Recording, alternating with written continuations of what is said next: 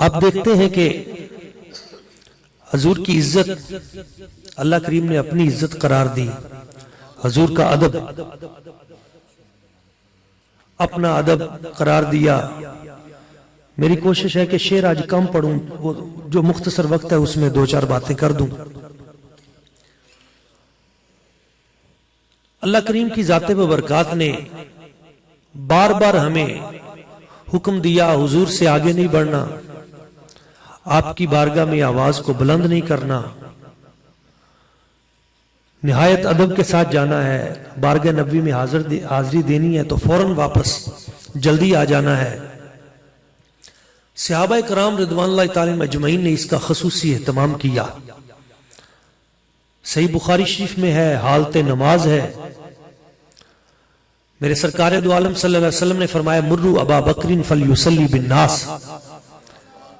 सिद्दीक़ अकबर को आगे करो, हजूर अलील हैं, वो जमात करवाएंगे। और फिर आखिरी लम्हात में मेरे हुजूर खुद जब तशरीफ ले गए, सहाबा कराम ने हुजूर की खुशबू को महसूस किया तो हालत नमाज में उन्होंने तालियां बजानी शुरू कर दी, यानी पैगाम भेजना शुरू कर दिया हजरत सिद्दीक़ अकबर रज़ी अल्लाह तआला अन्हु को कि हुजूर तशरीफ ले आए हैं। हालत नमाज में हुजूर को याद कर रहे हैं, देख रहे हैं, इशारा दे रहे हैं। और जो इमाम है हजरत सिद्दीक़ अकबर रज़ी अल्लाह तआला अन्हु, उनको जब महसूस हुआ कि हुजूर आ गए हैं तो ऐन हालत नमाज में आपने पीछे हटना शुरू कर दिया। अदाए दीद सरापाए न्याज थी तेरी, किसी को देखते रहना नमाज थी तेरी। हालत नमाज में अदब मुस्तफा, पता नहीं वो किस किस्म की गलीज फिक्र है जो आज भी भटकती फिर रही है। और उनको आज फिर एक मर्तबा यही जवाब दिया जा रहा है कि ठोकरें खाते फिरोगे उनके दर पर पड़ रहो, काफिला तो ऐ रिजा अव्वल गया आखिर गया। हालत नमाज में अदब मुस्तफा, सिद्दीक़ अकबर पीछे हटते हैं रज़ी अल्लाह तआला अन्हु, तो मेरे सरकार उनके कंधे पे हाथ रख के हजूर कहते हैं कि आगे खड़े होके जमात करवाओ, मगर वो फिर पीछे हटते हैं। हुजूर की कोशिश है कि ये जमात करवाएं, मगर वो पीछे हटते हैं। तो फिर कैफियत ये थी कि सारे सहाबा नबी पाक सल्लल्लाहु अलैहि वसल्लम हुजूर की बजाय सिद्दीक़ अकबर के पीछे नमाज पढ़ रहे थे और सिद्दीक़ अकबर हुजूर को देखकर हुजूर के पीछे नमाज पढ़ रहे थे। अच्छा, अगली बात जो असल सुनने वाली है, जब नमाज मुकम्मल हुई तो मेरे आका करीम सल्लल्लाहु अलैहि वसल्लम हुजूर ने फरमाया अबू बकर तुम्हें क्या था, तुम्हें क्या था? मैं तुम्हें कहता था कि तुम जमात करवाओ तो तुम पीछे क्यों हटने लगे? तो वो जिनको हुजूर ने खुद खड़ा किया था वो पता क्या कहते हैं, मा काना लिब्नी अबी कुहाफा अन युसल्ली बैना यदै रसूलिल्लाह। अबू कुहाफा के बेटे की मजाल क्या है कि वो मुस्तफा के आगे खड़े होकर जमात करवाए? ये कैसे हो सकता है? यानी अबू बकर भी नहीं कहा, कुनियत से अपने आप को अदना करके पेश किया, अदना करके कि मेरी क्या हैसियत है। हजरत उमर फारूक रज़ी अल्लाह तआला अन्हु आदाब मुस्तफा में सिखाते हैं। हजरत अब्बास रज़ी अल्लाह तआला अन्हु आपके घर के ऊपर एक परनाला लगा हुआ है, जुमअतुल मुबारक का दिन है, जनाब सैयदना उमर फारूक रज़ी अल्लाह तआला अन्हु वहां से गुजर रहे हैं। उस परनाले में से कुछ खून के कतरे गिरे, पानी मिला हुआ था हजरत उमर फारूक रज़ी अल्लाह तआला अन्हु के लिबास पे। तो आपने सोचा कि यहां से जो नमाजी गिरेंगे उनके कपड़े खराब होंगे, तो ये परनाला ऐन रोड के ऊपर है, इसको हटा दिया जाए। उन्होंने परनाला हटा दिया। जुमअतुल मुबारक के बाद हजरत जनाब सैयदना अब्बास रज़ी अल्लाह तआला अन्हु, ये कौन है अब्बास? ये मेरे नबी पाक सल्लल्लाहु अलैहि वसल्लम हुजूर के चाचा जान है, चाचा जान है। अब लुत्फ आ जाएगा, मेरे सरकार हुजूर के चाचा जान है। किसी ने पूछा अंत अकबर अम रसूलुल्लाह, ऐ हजरत अब्बास आप बड़े हैं या नबी पाक सल्लल्लाहु अलैहि वसल्लम हुजूर बड़े हैं? आप बड़े हैं या हुजूर बड़े हैं? अच्छा, अगर आप कह देते कि मैं पहले पैदा हुआ, मैं बड़ा हूं, तो कोई शरई तौर पे कबाहत नहीं थी। मगर जो चाचा थे जिनको हुजूर ने सारी जिंदगी ये कह के बुलाया रुद्दू इलैया अबी अब्बास, मेरे अब्बा जी हजरत अब्बास को बुलाओ, जिनको हुजूर ने बाप कहकर बुलाया। ये मकाम दिया कि बाप कहकर। उन्होंने पता क्या कहा, पता क्या कहा, आज 2-2 टके के बंदे नहीं होते और उनकी जुबानें जनाब रिसालत माब सल्लल्लाहु अलैहि वसल्लम खातमुन नबीयीन आपके हवाले से इस अंदाज में बात करते हैं। वो जो चाचा थे जो ये कह सकते थे, पता क्या कहा, हुआ अकबर मिन्नी व अना वुलिदतु क़ब्लहु, बड़े तो हुजूर ही हैं, मैं वैसे पैदा पहले हो गया था। बड़े तो हुजूर ही हैं, बड़े तो हुजूर ही हैं। चाचा थे बज़ाहिर उम्र में, उम्र जाहिरी में बड़े थे, मगर उन्होंने क्या कहा, हुआ अकबर मिन्नी, भाई बड़े हुजूर ही हैं। अदब सिखाया।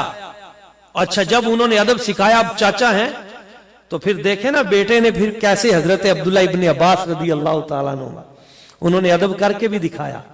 जब हुजूर तहज्जुद की नमाज पढ़ते थे तो हजरत अब्दुल्ला इब्न अब्बास साथ होते थे रदी अल्लाह तआला, तो हुजूर ऐसे पकड़ के साथ खड़ा करते थे, पकड़ के साथ। ये हुजूर के फर्स्ट कजन है, और कजन आप जानते हैं ना, हमारे मुआशरे में भी बराबरी एक तस्वुर होता है, तो फर्स्ट कजन है हुजूर के। हुजूर पकड़ के बराबर खड़ा करते हैं, तो वो हालते नमाज में पीछे चले जाते हैं, ऐसे हाथ बांधे हुए पीछे चले गए। हुजूर ने फिर पकड़ के बराबर खड़ा किया, फिर पीछे चले गए, फिर पकड़ के बराबर खड़ा किया, फिर पीछे चले गए। तो नमाज के बाद हुजूर फरमाते हैं, इब्ने अब्बास तुझे है क्या, मैं तुझे अपने बराबर खड़ा करता हूं और तुम पीछे चले जाते हो। तो पता क्या कहा, या रसूल अल्लाह, या हबीब अल्लाह, मेरी क्या मजाल है कि मैं अल्लाह के रसूल के साथ खड़ा हो जाऊं। जो भाई थे रिश्ते में, जिन्हें ये मुस्तफा करीम सल्लल्लाहु अलैहि वसल्लम की बारगाह से इजाजत थी कि साथ खड़े हो, तो उन्होंने इस तरह अदब करके दिखाया। जो चाचा थे जिनको इजाजत थी, उन्होंने कहा हुजूर बड़े, हमारी क्या मजाल है।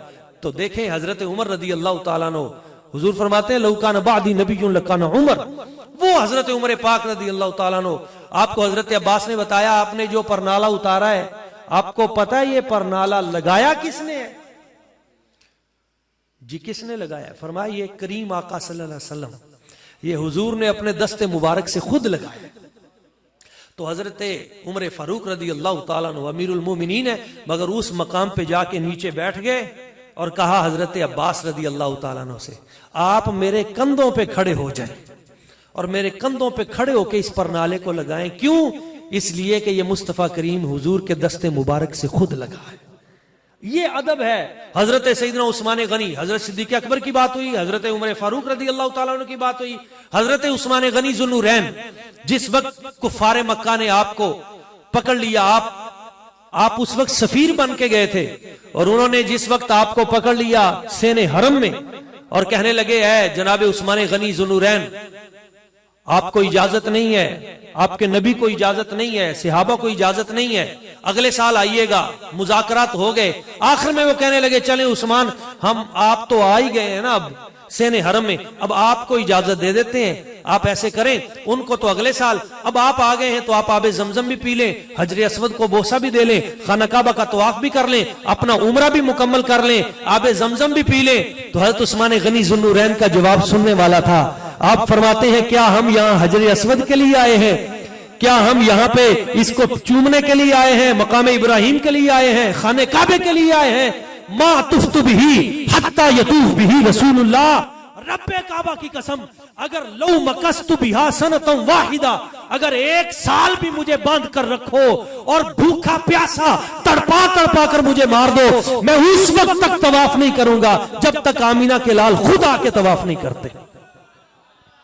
क़यामत तक के लिए आपने ये पैगाम दे दिया, हाजियो आओ शहनशाह का रोजा देखो, काबा तो देख चुके, काबे का काबा देखो, काबा की इज्जतें हो, हजर अस्वद की इज्जत हो, मकाम इब्राहिम की इज्जत हो, सफा मरवा की इज्जत हो, तमाम की तमाम इज्जतें मुस्तफा के सदके से हैं। और जिसको मुस्तफा की इज्जत का पास नहीं है, हम उसकी किसी किस्म की इज्जत नहीं करते।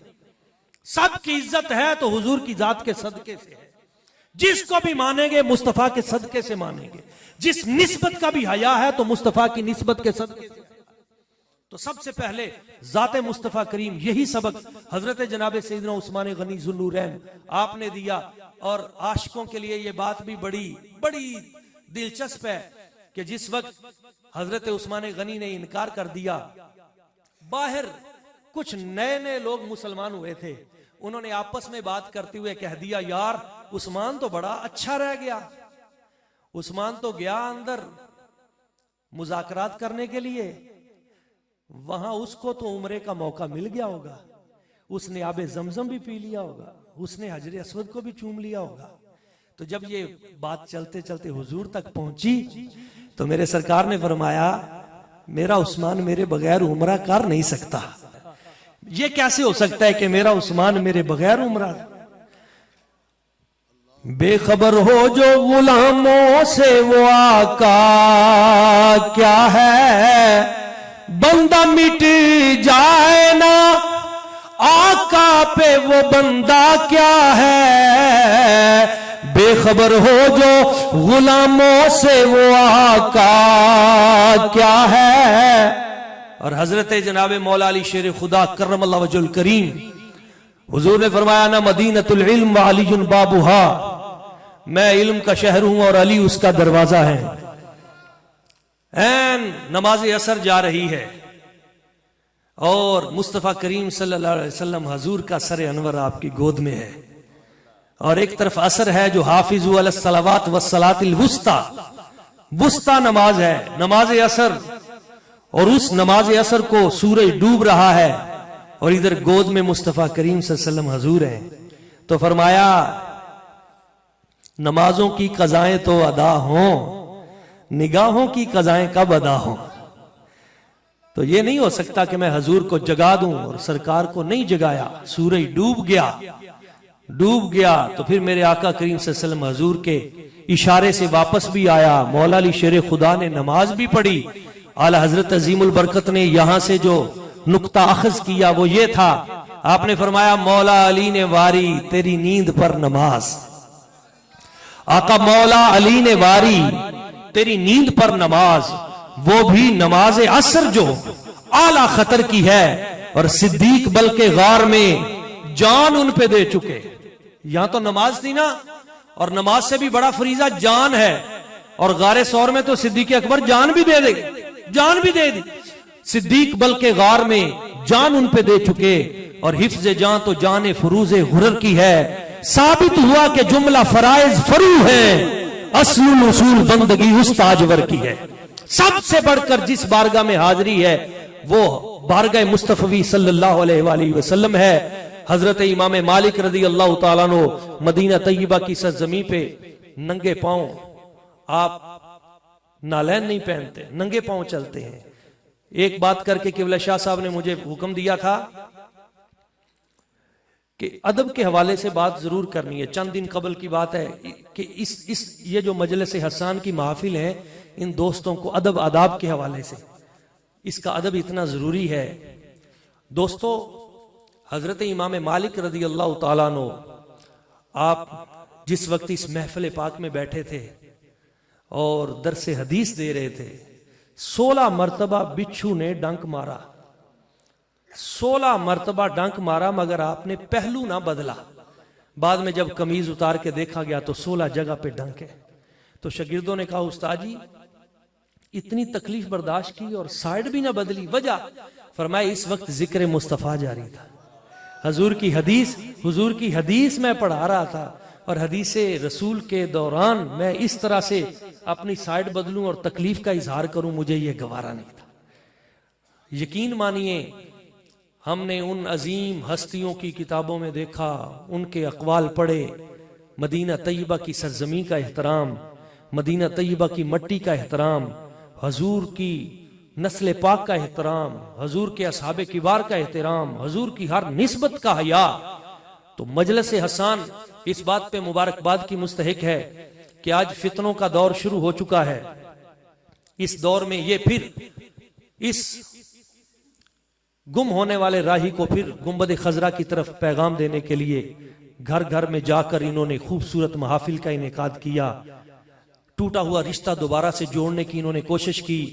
मैं एक पैगाम देना चाहूंगा यहां, दोस्तों, हकीकतन फितनों का दौर शुरू हो गया है। आप देख रहे हैं कि दुनिया तेजी से बदल रही है। इस एक हफ्ते के अंदर अंदर आप देखें, इसराइली वजीर आजम वो अरब हुक्मरानों से मुलाकात कर रहा है, और इसी एक हफ्ते में अब देखते हैं कि दुनिया का बड़ा म्यूजिक कंसर्ट वो सऊदी अरेबिया में होता है। 37 ममालिक की रकासाएं और अदाकाराएं वो वहां पे अपने फन दिखा रही हैं, जादू और बुत परस्ती का आगाज हो चुका। हुजूर ने फरमाया था क़यामत से पहले खित्ता अरब में बुत परस्ती शुरू होगी, और इंडिया के एक अदाकार को बुला के उन्होंने उसके हाथों के निशान लगवाकर उस बुत परस्ती का आगाज कर दिया। आप देखें कि तबलीगी जमात जो है उसको मिंबर के जोर पर बैन किया गया। कुछ अरसा पहले इमाम शाह अहमद नूरानी सिद्दीकी रहिमहुल्लाह ताला उनको बैन किया गया था, इमाम नियाजी को बैन किया गया था। हालात तेजी के साथ उस तरफ जा रहे हैं, और इल्जाम क्या है? इल्जाम वही है जो पहले हम पे था। 3 इल्जाम लगाए उन्होंने। मैंने वो अरबी में पूरा खुतबा पढ़ा और पूरे दारुल देवबंद से लेकर शर्क से गरब तक तमाम जितने भी उलमा हैं मैंने उनके मौकिफ को सुना, और उसके बाद मैं बात कर रहा हूं। 3 इल्जाम लगाए उन्होंने। पहला इल्जाम यह लगाया कि ये मुशरिक हैं। दूसरा इल्जाम यह लगाया कि ये बिदती हैं, और तीसरा इल्जाम यह लगाया कि ये दहशतगर्द हैं। यही 3 इल्जाम वो थे जो आज से 100 साल पहले, बल्कि इसके बाद भी मुसलसल पहले इन सूफिया पे लगते रहे, इन औलिया के मानने वालों पे लगते रहे। आज यानी बरेलवी भी गए, देवबंदी भी गए, शिया भी गए। अब पीछे रह क्या गया? ये जी बिदत हो रही है। तो मेरा सवाल ये है, ये जो तुमने 37 ममालिक की रकासाओं को बुलाकर वहां पे जो कुछ किया है, ये बिदत नहीं है? ये जो तुम मोदी को बुलाकर वहां पे मंदिरों का इफ्तिताह कर रहे हो, ये बिदत नहीं है? भाई जो असल बिदत है, जिसको मेरे सरकार ने फरमाया था बुत परस्ती का आगाज होगा, वो तुम कर रहे हो। और जो हक कहने के वक्त में हक बात नहीं करता वो गूंगा शैतान होता है। मैं उन अरब उलमा को भी कहता हूं कि खुदा के लिए अपनी जुबानों खोलो, और उनमें से कुछ अहले हक हैं जो खोल रहे हैं और बेचारे परेशान हैं। उनमें से जिसने खोली उसको, मगर यहां के शर्क गरब शिमाल जुनूब, अब इन सब उलमा को मिलकर सोचना होगा, इसलिए कि अल उलमा वरसतुल अंबिया, यही अंबिया के वारिस हैं। और ये खित्ता पाकिस्तान ये औलिया की निगाह का फैजान है। और यहाँ के अहले इल्म ने जिस वक्त सऊदी अरेबिया में खाना काबा बंद हो गया था, जिस वक्त गुंबद खजरा पे हाजिरी बंद हो चुकी थी, जिस वक्त शर्क से लेके गरब तक, शिमाल से लेके जुनूब तक पूरी दुनिया की मस्जिदों पे ताले लग चुके थे, ये पाकिस्तान का आलिम था जो इस कड़े वक्त में भी अपनी मस्जिद के बाहर खड़े होकर पहरा दे रहा था। मैं आप दोस्तों को यह पैगाम देना चाहूंगा, अहले इल्म के साथ इकट्ठे हों, उनके साथ जुड़ जाएं, फुरूई इख्तिलाफात से निकलें, फितनों की दुनिया से निकलें। आपस में बाहिमी जो उम्मत को तकसीम करने वाले लोग हैं, इनसे नहीं। हर आलिम दीन, हर पीर, हर सूफी वो इसको मिशन समझे कि मैंने जिंदगी की आखिरी सांसों तक नबी पाक सल्लल्लाहु अलैहि वसल्लम हुजूर के सच्चे दीन को आगे पहुंचाना है और बेलौस पहुंचाना है। इंशाल्लाह जब हम सब मिलकर कोशिश करेंगे, अपनी अपनी जिम्मेदारी अदा करेंगे, तो इसका नतीजा ये निकलेगा कि इंशाअल्लाह ताला हर दौर में ऐसे फितने पैदा होते रहे और अल्लाह करीम की जाते व बरकात का वादा सच्चा रहा। क्या वादा? लअग़लिबन्ना अना व रुसुली, हबीब आखिरी गलबा मेरा, मेरे रसूलों का और रसूलों के चाहने वालों का होगा। अगर आप मिलकर जमा रहे तो वअंतुमुल आलौना इन कुंतुम मुमिनीन, अगर इकट्ठे रहे तो आखिरी कामयाबी हमेशा आपकी रहेगी। अल्लाह करीम की बारगाह कुद्स में दुआ है कि वो हम सबको नबी पाक सल्लल्लाहु अलैहि वसल्लम आपके दीन के साथ मुखलिस होकर काम करने की तौफीक और सआदत अता फरमाए। आमीन व मालिना।